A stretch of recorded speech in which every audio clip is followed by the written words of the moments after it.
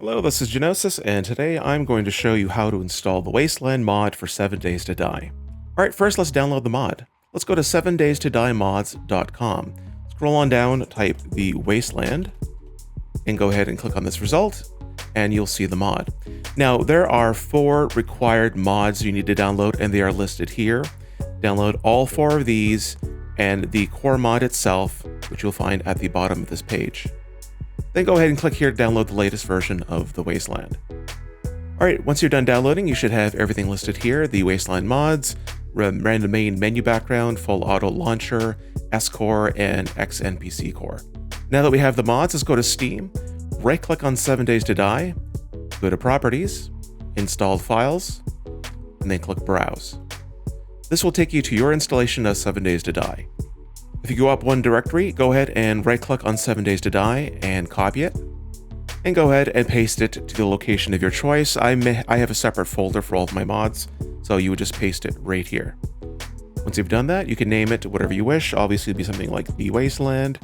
I'm just going to add the word test because I've already done this for my own installation. All right, let's go ahead and go inside that directory and create a new directory called mods with a capital M. Open that up. And then we're going to take all of the downloaded mods that we have, and we're going to drag them into the mods folder. As you're going through this process, just make sure that all of the files up to the directory that includes modinfo.xml is inside the directory that you are dragging into the mods folder.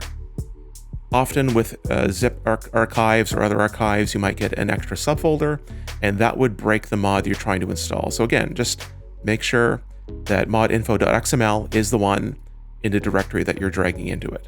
In the Wasteland Mods zip file, you'll find Wasteland maps. You can install these if you wish, but we're just going to go ahead and grab the Wasteland mod itself and install that.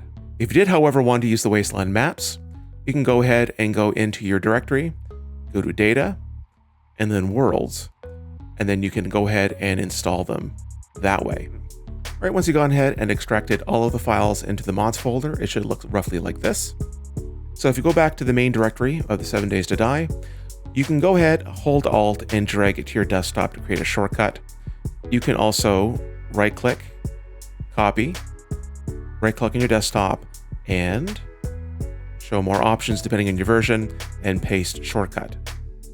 We can go ahead and rename that shortcut to the Wasteland. All right, one thing you want to do before launching the game is to look for serverconfig.xml.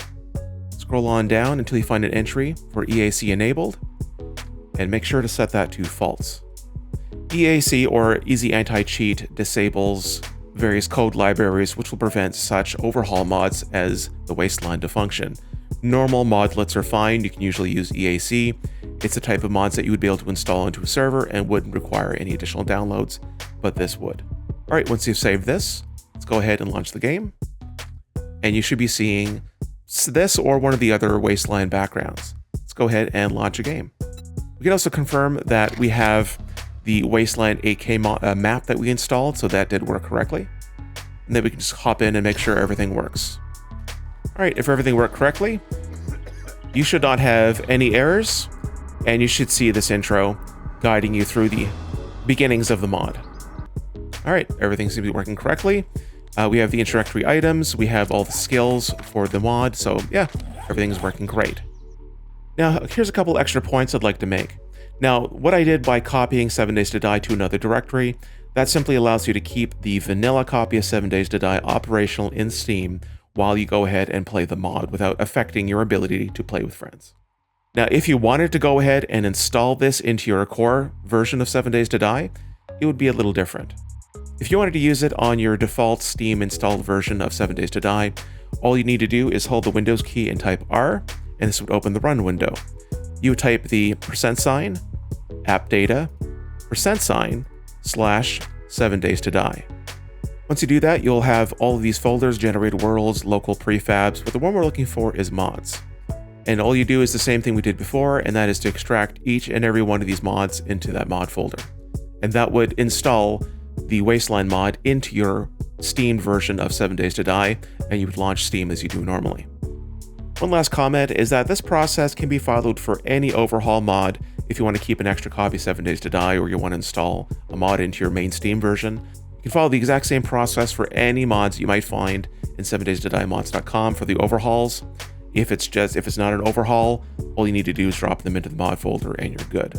I like taking the extra step and making my own copy of 7 Days to Die into its own self-contained version just to keep things nice and clean.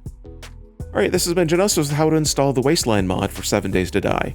If you'd like what you saw here today, like the video, and if you'd like to see some more in the future, consider subscribing if you haven't already. Thanks for watching.